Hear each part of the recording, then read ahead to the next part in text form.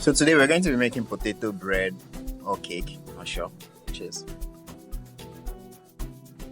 So start by wrapping your potato and placing in a preheated oven for about an hour until it's very soft. You can also boil. Mix in your wet ingredients with the eggs and sugar. For the sugar, I'm using both white and brown sugar, but you can use any.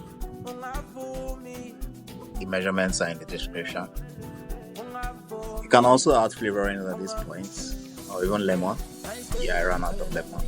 My bad. Then for the dry ingredients, start with your flour.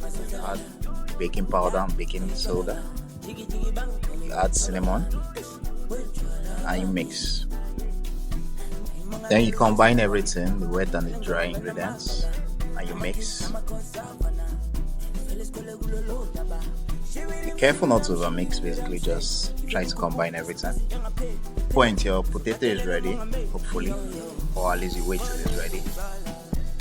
So you peel and you mash, basically just break it down. You can actually use your fork to mash or any other tool you have. It doesn't have to be too fine because you can further break it down using the hand mixer if you have one. A little lump is not bad. At this point I added raisins, but you don't need to, or you can add something else. I had some leftovers and I had no idea what to do with them, so I decided to add them here. But you can try anything you want to mix with your potato bread. Line your baking pan with parchment paper or butter and flour just to easily remove your bread when it's ready. And you bake for about 30 to 40 minutes.